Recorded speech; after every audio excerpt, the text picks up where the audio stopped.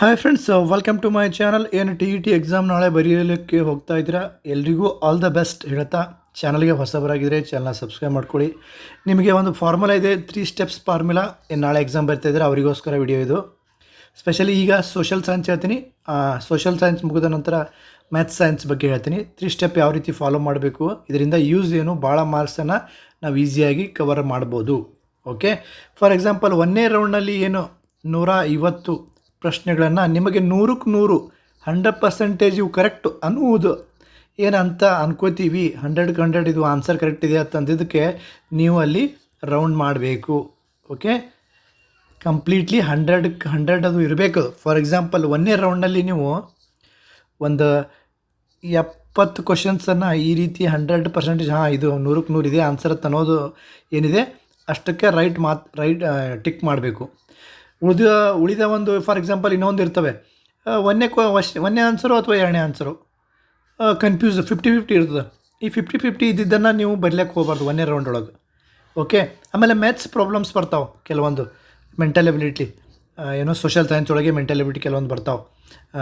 So ಅದರಲ್ಲಿ ಕೂಡ ನೀವು ಏನು ಯಾವುದೇ ರೀತಿಯಾದಂತಹ ಒಂದು ಪೇಪರ್ 1 ಆಗಲಿ ಪೇಪರ್ 2 ಆಗಲಿ, ಪೇಪರ್ 2ಗೆ ಏನು ಸೋಷಲ್ ಸೈನ್ಸ್ ಇದೆ ಅದಕ್ಕಷ್ಟು ಹೇಳ್ತಾ ಇರೋದು. ಕೆಲವೊಂದು ಮ್ಯಾಥ್ಸ್ ಲೆವೆಲ್ ಒಂದು ಕ್ವಶನ್ ಇರ್ತವೆ, ಅದು ಭಾಳ ತಲೆ ಕೆಡಿಸ್ಕೊಳ್ಬಿಟ್ರೆ ಅಲ್ಲಿ ಟೈಮ್ ಭಾಳ ವೇಸ್ಟ್ ಮಾಡಬಾರ್ದು. ನೀವು 2 ಅಥವಾ 3 ನಿಮಿಷಕ್ಕಿಂತ ಜಾಸ್ತಿ ಟೈಮ್ ವೇಸ್ಟ್ ಮಾಡಬಾರ್ದು. ಸೊ ಅದರಿಂದ 100ಕ್ಕೆ 100 ಇರುವಂತಹ 1ನೇ ಸ್ಟೆಪ್ಪಲ್ಲಿ 100ಕ್ಕೆ 100 ಯಾವ ನಿಮ್ಗೆ ಅನ್ನಿಸ್ತೋ ಅದಕ್ಕೆ ಮಾತ್ರ ಟಿಕ್ ಹಾಕಬೇಕು. ಇನ್ನು 2ನೇ ಸ್ಟೆಪ್ಪಲ್ಲಿ ನಿಮಗೆ 50-50 ಇರ್ತಾವೆ ನೋಡಿರಿ, ಎ ಅಥವಾ ಬಿ ಅಥವಾ 3ನೇದು ಅಥವಾ ಆನ್ಸರ 4ನೇದು. 50-50 ಏನಿರ್ತಾವಲ್ಲ 50%, ಅವಕ್ಕೆ ಅದರಲ್ಲಿ ಒಂದನ್ನು ಮಾತ್ರ ಫೈನಲ್ ಮಾಡಬೇಕು. ಆಮೇಲೆ 2ನೇದರಲ್ಲಿ ಸ್ವಲ್ಪ ಲೆಕ್ಕ ಇರೋ ಅಂಶವನ್ನು ನೀವು ಬಿಡಿಸ್ಲಿಕ್ಕೆ ಟ್ರೈ ಮಾಡಬೇಕು.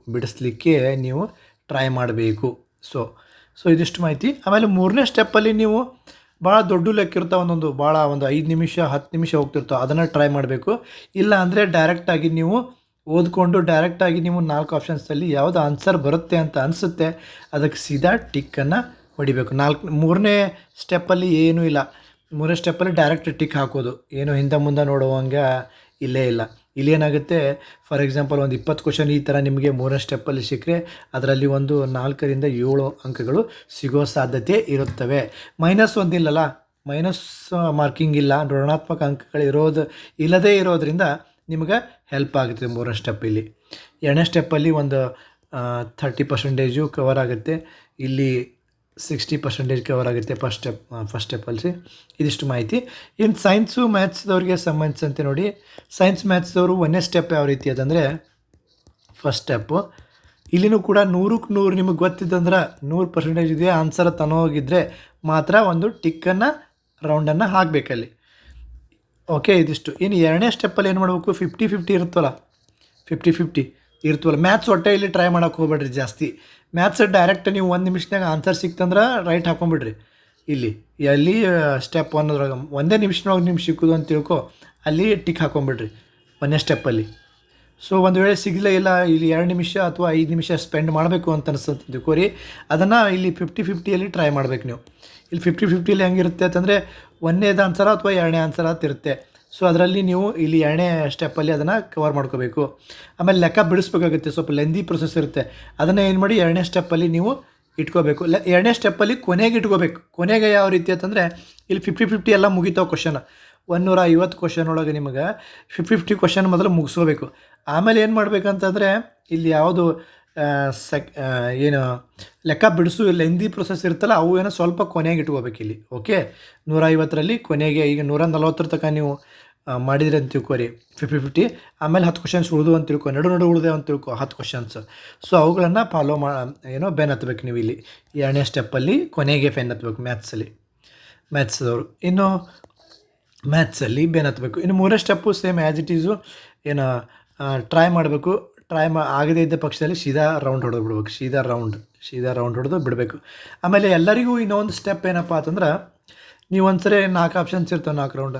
ಈಗ 3ನೇದು ಆನ್ಸರ್ ರೌಂಡ್ ಹಾಕಿಬಿಡ್ತೀರಿ, ಅದು ಆ್ಯಕ್ಚುಲಿ ಮೈ ಗಾಡ್ ಇದು 1ನೇ ಆನ್ಸರ್ ಇತ್ತು ಅಂಥೇಳಿ ನೀವು ಇದನ್ನು ಕಾಟ್ ಹೊಡೆದು ಅಥವಾ ಇದನ್ನು ಇಷ್ಟು ರೌಂಡ್ ಹಾಕಿ ಮತ್ತೆ ಇದನ್ನು ರೌಂಡ್ ಹುಚ್ಚುತನಕ್ಕೆ ಹೋಗಬೇಡಿ, ಇದು ವೇಸ್ಟ್ ಆಗುತ್ತೆ ಅಂಕ. ಎರಡಕ್ಕೂ ಆನ್ಸರ್ ಸಿಗಲ್ಲ ನಿಮ್ಗೆ. ಮೂರನೇದು ಹಾಕಿರಲ್ಲ, ಮೂರನೇದೇ ರೀ, ತಪ್ಪೇ ಇರೋದು. ಮೂರನೇದು ಹಾಕಿರಿ, ಹಾಕಿ ಬಿಟ್ಬಿಟ್ರಿ. ಅದು ಯಾರಿಗೆ ಗೊತ್ತು, ಪ್ರೊವಿಷನಲ್ ಕೀ ಆನ್ಸರು ಅಥವಾ ಫೈನಲ್ ಕೀ ಆನ್ಸರ್ನಲ್ಲಿ ಚೇಂಜ್ ಆದರೂ ಆಗ್ಬೋದು, ಅಥವಾ 1 ಅಥವಾ 3 ಅಂತ ಆಗ್ಬೋದು. ಅವಾಗ ಇದು ಕ್ಯಾನ್ಸಲ್ ಆಗಿಬಿಡ್ತೀವಿ. ನೀವೇನು ಮಾಡಿರ್ತೀರ, ಎರಡೂ ಹಾಕಿಬಿಟ್ಟಿರ್ತಿರಲ್ಲ, ಎರಡೂ ಹಾಕಿದ್ರೆ ಏನಂತ ಎರಡೂ ಕ್ಯಾನ್ಸಲ್ ಆಗಿಬಿಡ್ತಾವೆ. ಎರಡೂ ಕರೆಕ್ಟ್ ಇದ್ದರೂ ಕೂಡ ಕ್ಯಾನ್ಸಲ್ ಆಗಿಬಿಡ್ತಾವೆ.